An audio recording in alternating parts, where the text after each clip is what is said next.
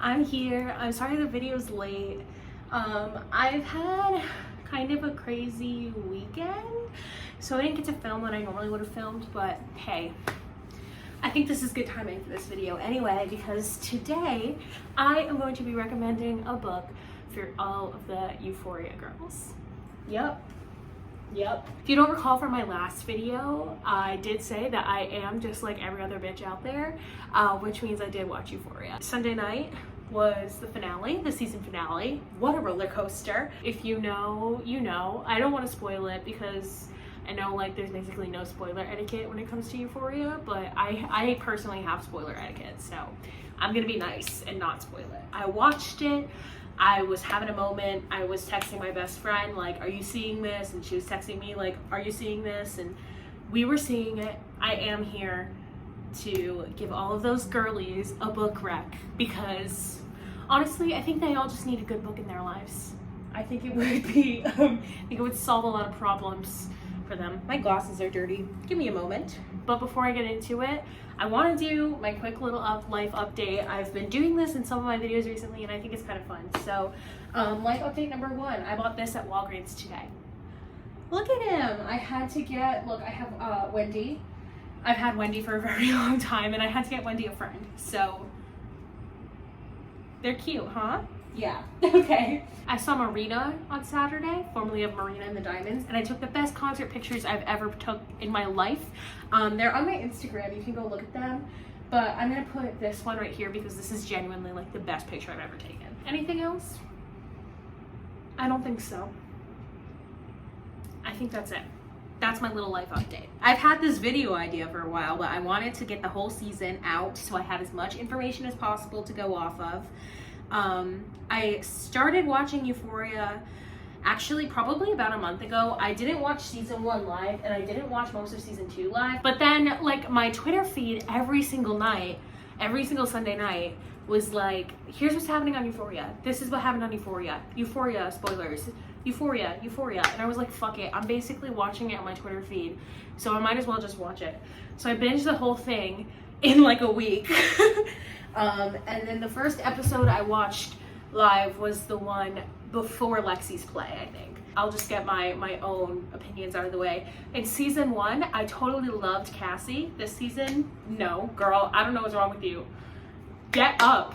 Get up. Now I'm a big Lexi fan. I saw a TikTok that was like, Lexi is for the girls who relate to Mirrorball. And I was like, oh, fuck. I'm a stereotype. Most of these girls I just have one recommendation for, and these are just based off of their personalities and things I think that they would like. So let's just get into it, shall we? I have 6 books to talk about today. For Rue. Rue's our main character in the show and she is addicted to drugs. She's recently lost her father and she's going through a lot of life stuff. So my recommendation for her is Go Ask Alice by Anonymous. No, I'm fucking with you.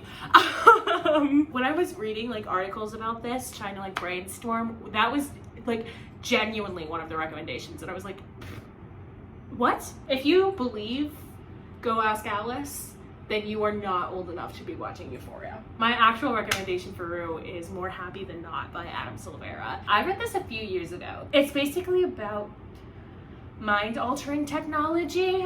So basically we're in an alternative future where if something horrible happens in your life and you want to forget about it, you can go to a clinic and basically get your memory of that situation wiped.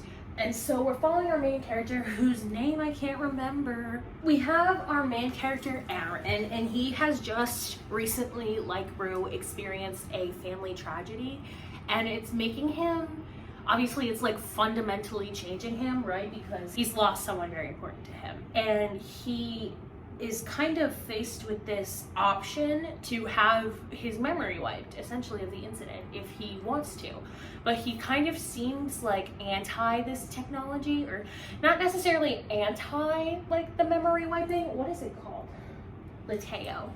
That's the name of the place. The Lateo Institute will wipe your memory if you give them enough money. capitalism. This is also a really interesting look into sexuality, which kind of seems to be what Rue is experiencing, because from my like idea of the show and from what I've gathered from the show, it seems like Rue was never really like necessarily into women like the way that she obviously falls in love with Jules. And our main character in this novel, Thomas, is kind of experiencing the same thing, where he has a girlfriend, has a long-term girlfriend, seems to like really like her. Aaron meets someone new and he starts to develop feelings for his new friend Thomas, and he's like, what the fuck is happening? And in traditional Adam Silvera fashion, the book is sad. It is a sad book, which honestly, like, I don't know how Rue would react to that, but yeah, this is my recommendation for her. I don't know, I think Rue honestly would do the memory thing with like no hesitation. I think she would. I think she just wants to forget, and then that's why she'd be doing drugs. Don't do drugs. Don't be doing drugs. When I read this book, I gave it, I think like 3 or 3.5 stars. Oh, also, this is like my only like little throw-in, but I also think that Rue would be into Sean David Hutchinson, specifically like his alien existential books, like We Are the Ants and At the Edge of the Universe. Those are his 2 books that I've read. I think that she would be into that like question, reality deal. Next, we're going to talk about Jules, an icon. I don't understand why people hate her. I don't like that she cheated on Rue. That's not cool. But I feel like everything else is fine. Like, a lot of people hate Jules, and I honestly just think it's because she's trans. Like, you're just finding any other excuse to hate her other than like saying you're transphobic, which if you're transphobic, at this point just say you're transphobic and let us all move on. Like, that's your problem. Anyway, my recommendation for her is We Are Okay by Nina LaCour. This seems like that soft, sapphic love book that I think Jules would like secretly be really into, because obviously on the outside she's a little bit promiscuous and she has been like sleeping with a lot of men, especially in season 1. I know that in her special episode she literally was like, she said to her therapist that she's no longer interested in men, and she basically like is identifying as a lesbian, but then in season 2 she sleeps with Elliot, who's a man. So I don't really get it, but this kind of seems like the sort of book that Jules would like be annotating and like highlighting and like would be rereading, because it's kind of short, it's beautifully written, and it's about that like sapphic longing that I think that she is experiencing. In We Are Okay, we're following our main character, Marin. She is in college, it's her first year of college, and she has recently experienced a life-altering event.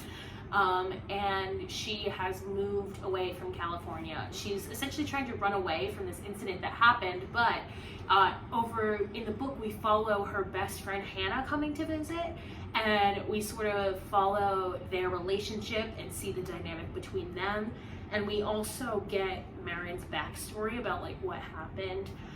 It has a very cozy sort of vibe because they're like snowed in New York, and they like stay in a cabin, and it's cool. Like, it's a cool little book, and I really think it's something that Jules would see herself in, basically from my like perception of Jules. I can like see her having a copy of this like on her desk, like beat up, destroyed, highlighted, tagged, like annotated, completely like been read 50 times. Like, I can picture it in my mind. This was the hardest one, I'm not gonna lie. Figuring out a book for Maddie is the hardest one, because I feel like she's always just busy being a bad bitch. Bitch, I'm gonna fuck you. Wait, is this fucking play about us? I don't know if your brain is fried from like all the Molly you take, but I never said that. Simply based on this legend and icon status, I am recommending for Maddie These Violent Delights by Chloe Gong. Simply because of Juliet and Maddie, like, in my eyes, and this is maybe just because I was consuming both of these things for the first time, like at the same time, but Juliet and Maddie, like, I feel like they would be besties. Like, I think Juliet and Maddie are on the same level, where we have Maddie who's like kind of filled with this rage for Nate, but like at the same time she's like in love with him. We kind of have that idea with Juliet and Roma, and I feel like it would be a really good sort of story for Maddie to like see herself in Juliet in the same way that she is soft and hard at the same time, because Juliet has this like bad bitch energy. She's like a spy. She's like an heiress for a gang. Like this is all very Maddie to me. So that is my recommendation for Maddie. I feel like she would channel all of her rage into Juliet, reading about Juliet, like wanting to stab Roma. I think it would be very good for her. Next on my list is Cassie. Listen, this was kind of hard too, because it's hard not to be like filled with rage about Cassie at this moment. Something about her, I feel like she would be super into like a sad romance. Like a romance with a sad, devastating ending. I think that's something that she would love. And so for that reason, I was trying to think of romances that I've read that have that kind of ending. And even though I didn't particularly love this book, I really feel like Cassie would, and that is You've Reached Sam by Justin Tao, which is about a girl whose boyfriend dies in a tragic accident. And she calls his phone to hear his voicemail one more time, and he picks up. And so basically this whole book, we're following conversations between our main character, I think her name is Julie, and her dead boyfriend. This feels like something Cassie would eat up. I don't read a lot of sad romance because I like happy romance. I truthfully only read You've Reached Sam because of how hyped up it was. I got an arc for it like on a whim, and I didn't love it, but that's just me. Like a lot of people really love this book. I didn't, whatever. So next I have Kat. I'm a big Kat fan, especially in season 1. I was really big on Kat. I think she's so cool. Season 2, she had like no anything happening except for her just like being a bitch to her boyfriend. I know she loves that like fantasy aspect, and so for her, I'm recommending Crier's War by Nina Varela.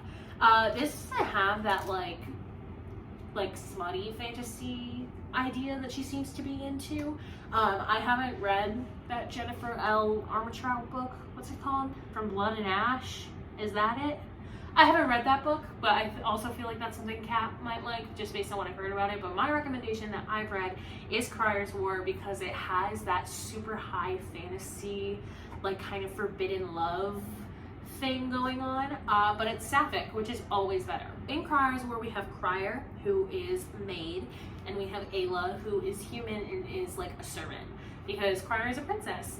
And at the beginning of Crier's War, we see her getting set up into this arranged marriage with this guy who kind of sucks. We kind of delve into like Crier not wanting to marry this guy, and also like facing an identity issue because Crier is maid. She's not human. She's kind of like a robot, but like not really a robot. She's just like artificial. And in this society, all of the artificial people have like 5 pillars that make up their personality and physicality, but Crier seems to think that she has like an extra pillar. So she like is trying to discover all of this about herself. She has Ayla, who's assigned to be her personal servant. Ayla wants to kill her, but you know, shit happens. Crier like doesn't want to marry this guy. It's really, really cool, very fascinating. Also heavy on like political intrigue, which I honestly think like Kat would kind of be like, yeah, this is sick. I think that this is something she would be really, really interested in. And especially with like the second book in the duology, Iron Widow, there's like more of a like adventure plot that I think she'd be super into. And also an incredibly compelling romance, which seems to be her drive. So that's my recommendation for Kat. Finally, we have Lexi. A fucking G, in the words of Maddie. My recommendation for Lexi is going to be Malibu Rising by Taylor Jenkins Reid.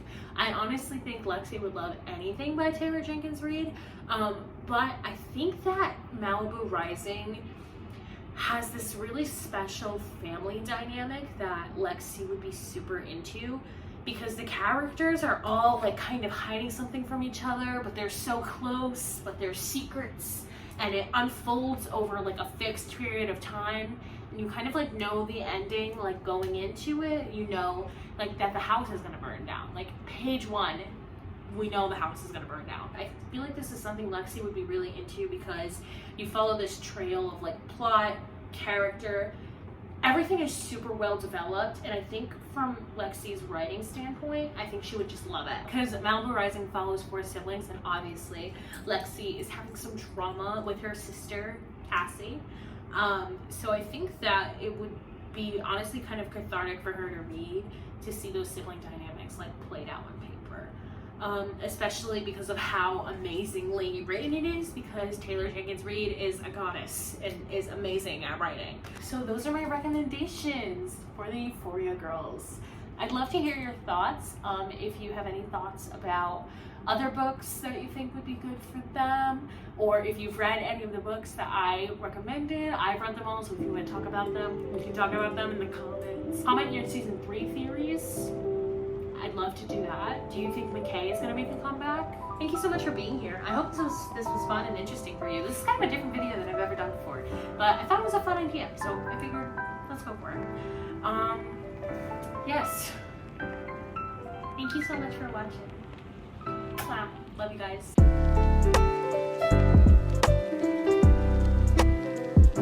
So I did watch Euphoria.